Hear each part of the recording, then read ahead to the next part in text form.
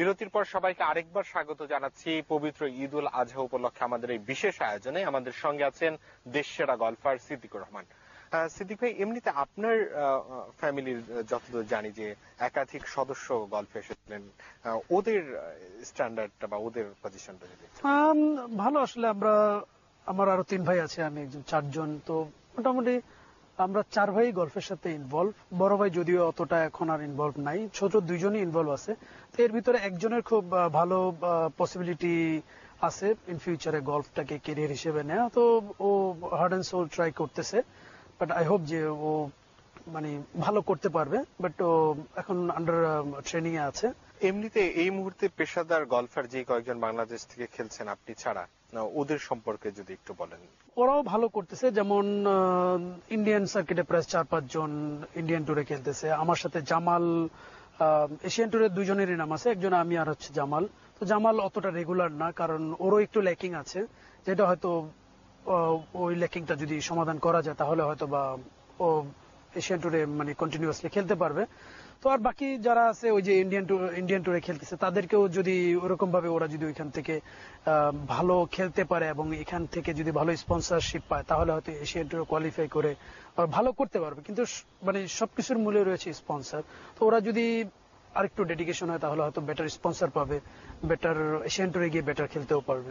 আচ্ছা, এমনিতে মানে আমাদের যদি বাংলাদেশের পাইপলাইন বলি, যে আপনি বললেন যে আপনি ইন্ডিয়ান স্ট্যান্ডার্ডের মধ্যে সবার মধ্যেই সাবকন্টিনেন্টের মধ্যে আমরা শর্ট টাইমের মধ্যে অনেক ইন্টারন্যাশনালি ভালো সাকসেস পেয়েছি, মানে আমাদের পাইপলাইনের কি অবস্থা? এখন পাইপলাইনে আমাদের আসলে বেশ কয়েকজন প্লেয়ারই আছেন। তো এখন ওরা সত্যি অনেক চেষ্টা করতেছে।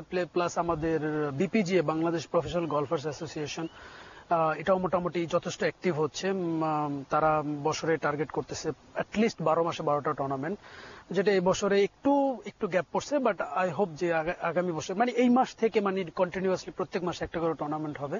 তো সেই টুর্নামেন্ট গুলোই আসলে মূলত স্পন্সর হিসেবে মানে দেখা হচ্ছে, বিকজ এখান থেকে যে প্রাইজ মানিটা পাবে, কারা পাবে? টপ প্লেয়াররা পাবে, ওরাই গিয়ে এশিয়ান ট্যুরে ওইটাকে ইউটিলাইজ করতে পারবে। ওই হিসেবে আসলে আমাদের বাংলাদেশ বিপিজিএ টুর্নামেন্ট আয়োজন করছেন এবং এটাই মানে এই টার্গেটটা নিয়ে।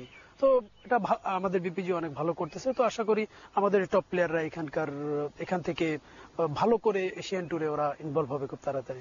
এমনিতে ধরেন যে যারা গলফে ইন্টারন্যাশনাল সার্কিটে খেলছে বা এখনো অ্যামেচার গলফার বা ন্যাশনাল টিমে যারা খেলছে, সবাই হচ্ছে গলফ কোর্সে আসলে যারা বিভিন্ন জায়গায় কাজ করেন, ওদের আসলে মানে আপনার দৃষ্টিতে কোন কোন জায়গায় আসলে সীমাবদ্ধতা থাকে ইন্টারন্যাশনাল সার্কিটে যাওয়ার জন্য? আসলে প্রথমত মানে এটা এই ল্যাকিংটা ছিল আগে, যে এডুকেশন ছিল না। আমরা যারা গলফের সাথে ইনভলভ ছিলাম আগে, তারা কেউই লাইক আমার বেজে আমি বলতে পারি আমার বেজে কেউই ছিল না যে ওরকম যে একটু এডুকেশন আছে যে অ্যাটলিস্ট বাইরে গিয়ে নিজেকে সার্ভাইভ করতে পারবে, ওরকম কেউই ছিল না। বাট এখন ওই জিনিসটা নেই। এখন যারাই আসতেছে, যাদেরকে আন্ডার প্রিভিলেজ অথবা ইয়াং যারা আসতেছে, সবাইকেই লেখাপড়া ছাড়া কোনো প্রায়োরিটি দেওয়া হচ্ছে না। ফার্স্ট হচ্ছে গিয়ে তোমার এডুকেশন, কন্টিনিউ রানিং এডুকেশন থাকতে হবে। এমনিতে সিদ্দিক এই সিচুয়েশন গুলো কিভাবে হ্যান্ডেল করতো? আসলে মানে আমি বলতে পারি যে থ্যাঙ্কস গড যে আমি আসলে একটু লেখাপড়া করতে পারছিলাম বিধায় আজকে আমি আসলে নিজেকে সহজভাবে মানে এই যে এই এই সিচুয়েশন গুলো আমি মোকাবেলা করতে পারতেছি। তা না হলে আসলে হয়তো দেখা যেত যে আমার যদি এডুকেশনটুকু না থাকলে হয়তো আমিও হয়তো একটা জায়গায় গিয়ে স্টপ হয়ে যেতাম, যেটা আসলে এখন আমার মনে হয় যে জামাল, তারপরে সোহেল অথবা জাকির, লিটন যারা মোটামুটি একটা লাইনে ছিল, তারা আসলে ওই একটা জায়গায় এসে স্টপ হয়ে আছে। আসলে আমার মনে হয় ওইটাও একটা কাইন্ড অফ ল্যাকিং।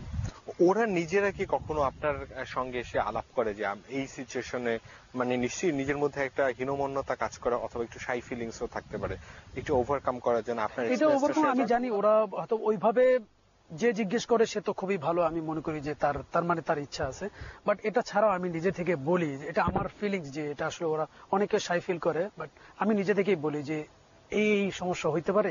এবং এই জিনিসগুলো আমি আসলে অথরিটিকে বলছি যে স্যার আসলে হয়তো আমরা আপনাদের কাছে ওইভাবে বলতে পারি, বাট আমার মনে হয় যে this is kind of lacking. যেটা আসলে যেমন আমি যদি একটা এক্সাম্পল দিই, যে থাইল্যান্ডের প্লেয়াররা ওরা কিন্তু ইংলিশ বলতে পারে না, লিখতে পারে না, কোনো এডুকেশন নাই, বাট ওরা কিন্তু দেখেন সারা বিশ্বের দরবারে কিন্তু খুব ভালো খেলতেছে, বিকজ ওদের প্লেয়ারদের সাথে সবসময় একটা ম্যানেজার থাকে, যেই দেশেই যাচ্ছে প্লেয়াররা শুধু গিয়ে মাঠে খেলে, বাস আর কিছু না, hotel booking, air ticket, immigration সবকিছু ম্যানেজার করে।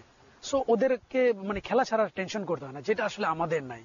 তো কিছু কিছু জিনিস আছে যেগুলো আসলে এখন এই মত অবস্থা হবে না, বাট ইন ফিউচারে হয়তো আমরা আশা করতে পারি এবং ওইটা আমরা হয়তো চেষ্টা করতে করতে একসময় বাস্তবায়িত হবে। আচ্ছা, এটা কি আপনারা যেহেতু পেশাদার গলফারদের যে অ্যাসোসিয়েশন আছে সেখান থেকে কি এই ধরনের প্রফেশনাল ম্যানেজার রিক্রুট বা এই ধরনের কিছু করা? এটা হয়তো ইন ফিউচারে হবে, আমি যেটা আগেই বললাম, হয়তো ইন ফিউচার হবে, কারণ আমাদের just Bangladesh golf federation just একেবারে new, we don't have any fund. So এটা জাস্ট আপনি যে কোনো কিছু করতে গেলে আপনাকে প্রথমত টাকার দরকার। অনুমোদন পাইছি, এটা হচ্ছে কি আমাদের প্রথম অ্যাচিভমেন্ট। তো এখন এটা আস্তে আস্তে অ্যাক্টিভিটিস মানে এটার বাড়বে আশা করি, এবং তখনই দেখা যাবে যে এই ধরনের ইনিশিয়েটিভ আমরা নিতে পারবো বিপিজিএ থেকে। সিদ্দিক ভাই, এমনিতে ওয়ার্ল্ড ওয়াইড বাংলাদেশকে একটা ডিফারেন্ট টাইপের, আমাদের জন্য একটা আনইউজুয়াল ইভেন্টে গিয়ে আপনি বাংলাদেশের ব্র্যান্ডিং করছেন, মানে এই ফিলিংসটা নিজের কাছে কেমন? অবশ্যই আমি আই ফিল প্রাউড যে বাংলাদেশ থেকে একটা আননোন একটা স্পোর্টস, যেটা আসলে খুবই অল্প সময়ের ভিতরে আমরা খুব ভালো যথেষ্ট সাকসেস করেছি এবং মানে এ পর্যন্ত খুব ভালো হয়ে আসছে, এবং আমি আশাবাদী যে ইন ফিউচারে আমি অনেক ভালো করতে পারবো এবং আমাদের আরো যে ছেলে মেয়েরা আছে ওরাও অনেক ভালো করবে। সত্যি মানে আমি প্রাউড ফিল করি, এবং যখন বিদেশে যাই, যখন সবাই আমাকে চেয়ার আপ করে, আমি সত্যি অনেক এনার্জি পাই। এবং বাংলাদেশে যে মানে আপনারা যে মিডিয়া কাভারেজ যে সাপোর্টটা আমরা পেয়েছি, যে এটার যে অ্যাচিভমেন্টের পর যে আপনারা যে সাপোর্টটা দিয়েছেন, আসলে এটা ছাড়া আসলে এই স্টেজে আসা আসলে আমাদের, বিশেষ করে গলফ, এটা আসলে সম্ভব হতো না যদি আপনাদের সাপোর্ট না থাকতো। এমনিতে যখন বাংলাদেশের প্রতিনিধি হিসেবে ইন্টারন্যাশনাল সার্কিট গুলোতে খেলেন, তখন অন্য দেশের প্রতিযোগীদের মনোভাবটা কেমন থাকে, মানে তারা কিভাবে ট্রিট করে? এট দ্য বিগিনিং এ মানে একটু ডিফারেন্ট ছিল, বাট ওই ওই ওই ওই ওই ওই থটটা এখন অলরেডি হ্যাজ বিন চেঞ্জ। কারণ প্রথমে যখন ও from Bangladesh, like indirectly like মানে ওরা একটু একটু কানাকানি করতো যে এরকম ও বাংলাদেশেও গলফ খেলে, বাংলাদেশ দেশ কোথায়, হোয়াট ইট ইজ। তো তারপরে দেখা যাচ্ছে যে আমি 2010-এ ব্রুনাই জিতি, তারপরে তো সবার মানে মোটামুটি টনক নড়ে গেছে, আমি অহংকার করতেছি না। তো তারপরে দেখা গেছে মানে গ্র্যাজুয়ালি আমার অ্যাচিভমেন্ট অনেক ভালো। তারপরে আমাদের বাংলাদেশে আমরা একটা টুর্নামেন্ট করি এশিয়ান ডেভেলপমেন্ট ট্যুরের, ওই টুর্নামেন্টও আমি জিতি, এবং আমাদের দেশে আরো 20-25টা দেশ পার্টিসিপেট করে, তখন ওদের কনসেপ্টটা চেঞ্জ হয়ে যায়। ওয়ার্ল্ড ওয়াইড বাংলাদেশের একটা নেগেটিভ ব্র্যান্ডিং আছে, অনেক কারণেই সেটা হয়েছে, মানে আবার অনেক পজিটিভ ব্যাপার আছে, স্পেশালি স্পোর্টসে আপনি ক্রিকেট এবং আদার্স ইভেন্টও আমরা টুকটাক যে সমস্ত সাকসেস পাচ্ছি, এইটা মানে আপনি কিভাবে এনজয় করেন এই পুরো বিষয়টা? আসলে সত্যিই ভালো লাগে, কারণ ক্রিকেটকে নিয়ে তো সারা বিশ্বে একটা আলোচনা আছে আমাদের, সারা বিশ্বের দরবারে। তো তারপরে আমরা গলফটা যে উঠে আসতেছে, এটাও ওরা আসলে সত্যি অ্যাপ্রিসিয়েট করে।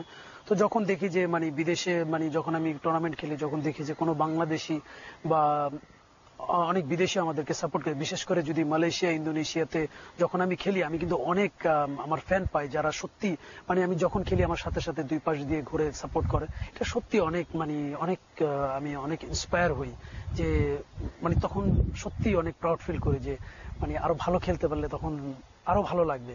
তো এই জিনিস সবকিছু মিলেই খুব ভালো লাগে আমার কাছে। এই ঈদের দিন দর্শকদের কিছু বলতে চান বা আপনার ভক্তদের যারা ফলো করেন? সবাইকে আবারও ঈদের শুভেচ্ছা, এবং সবাই আমার জন্য দোয়া করবেন, আমাদের জন্য দোয়া করবেন, যারা আমরা স্পোর্টসে আছি সবাই, যারা ভালো কাজে আছি সবার জন্য দোয়া করবেন, যেন সবাই খুব ভালো করতে পারে এবং দেশের জন্য সুনাম বয়ে আনতে পারে। সিদ্দিক ভাই, আপনাকে অনেক অনেক ধন্যবাদ আমাদের সঙ্গে যোগ। আপনাকেও ধন্যবাদ। দর্শক, এই ছিল গল্প কথা ঈদের আমাদের আজকের আয়োজনে। আপনাদের সবাইকে অনেক অনেক ধন্যবাদ আমাদের সাথে থাকার জন্য।